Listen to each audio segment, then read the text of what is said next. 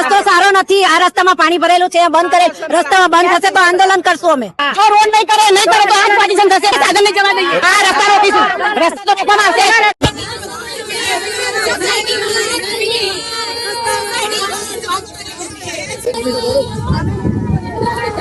ઉપરથી સીઓમાં બધી દબાણ કરાવે છે કે રોડ નહીં બનાવવો, એવું પ્રેશર કરવામાં આવે છે. ભાઈ ગુમા એરિયા પાલ બંગલોથી સાંગરીલા જતા અહીંયા સોસાયટીના રહીશો બધા ઘણા બધા પરિવારો ભેગા થયા છે. શું તકલીફ થઈ ગઈ? એ મંજૂર થયેલો છે છતાં થતો નથી. આ ખાડામાંથી સિનિયર સિટીઝન જાય, છોકરા જાય સવારની वोट नहीं आपके रस्तों नहीं था तो ये जो बच्चों की जो बसेस आती हैं, अब वो बच्चे वहाँ पे उतरते हैं और 100 मीटर की डिस्टेंस की जगह पे वो 500 मीटर का डिस्टेंस कवर, ऐसे बेचारे बच्चे घूमते हुए फिर वो कॉलोनी में आते हैं. कितना ज्यादा परेशानी है.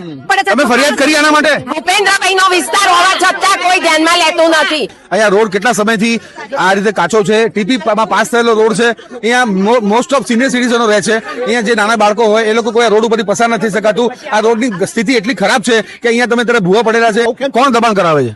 પ્રેશર ક્લબના માણસો કરાવે છે. એવું કેવું છે ત્યાં આસિસ્ટન્ટ એન્જિનિયર શંકરભાઈ અસારી અને સુથાર સાહેબ જે છે સિનિયર આસિસ્ટન્ટ એન્જિનિયર, એમનું કહેવું એવું છે કે ઉપર સીએમઓનું દબાણના કારણે રોડ બનતો નથી. તો રોડ મંજૂર થઈ ગયો છે, કોન્ટ્રાક્ટ અપાઈ ગયો છે વિમલ કોર્પોરેશન વાળાને. ડિસેમ્બર મહિનાથી રોડ કમ્પ્લીટ થઈ ગયેલો, કોન્ટ્રાક્ટ અપાઈ ગયેલો હોવા છતાં આજ દિન સુધી રોડ થયેલો નથી. પ્રેશર ક્લબ વાળાનું પોતાનું ત્યાં એની મિલકત કપાતમાં જાય છે, એના કારણે ના પાડે છે. અને 1990નું દાવા અરજીનું મનાઈ હુકમનું એને બોર્ડ મારીને મૂકી દીધું છે. રોડ પહોળો થાય છે, 12 મીટરનો રોડ બનાવવાની વાત છે, તો એના માટે દબાણ કર્યું છે કે ભાઈ અમારે કપાત ના થવી જોઈએ. બધા હેરાન થાય છે. તો કેમ કે છે 12 વાળાને રોડની જરૂર જ નથી, એવી રજૂઆત એની તો કેવી છે. એ કોણ નક્કી કરનાર? એ કોઈ નક્કી, એને કોઈ સત્તા નથી એવી રજૂઆત નક્કી કરવામાં.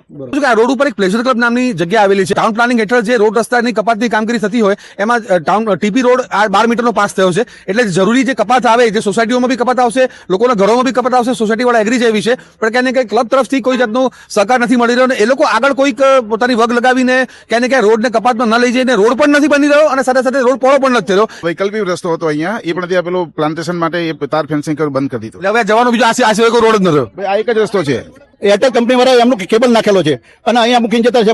કોર્પોરેશન વાળા મંજૂરી આપે છે પણ એને સરખું કરવા માટે કોઈ વ્યવસ્થા કરતા જ નથી. કોઈ ફિનિશિંગ કર્યું જ નથી. કોઈ ફિનિશિંગ નથી કર્યું.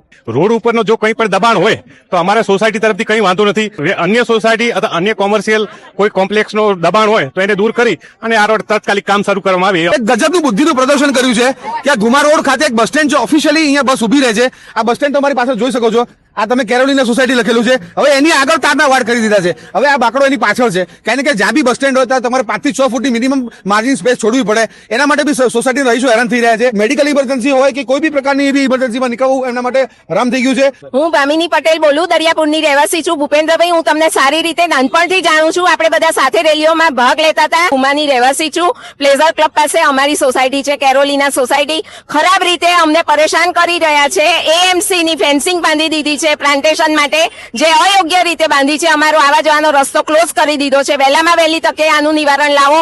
એક નાનકડી બેન તમારી થઈને તમને વિનંતી કરું છું, પ્લીઝ આના ઉપર સત્વરે પગલા લો. આ બધા પ્રશ્નો છે ક્યાંય ને ક્યાંય ઓન ગ્રાઉન્ડ જે જવાબદાર અધિકારીઓ હોય સ્થળ ઉપર વિઝિટ કરે અને જો આજે જેમ અમે લોકો એક મીડિયા તરીકે ખૂણા જે જગ્યા ઉપર જઈને ફરીએ છીએ, લોકોની પીડા સાંભળીએ છીએ, ક્યાંય ને ક્યાંય એ તંત્રના બી જવાબદાર જે લોકો હોય એ જગ્યા ઉપર આવે, જોવે કે શું તકલીફ છે.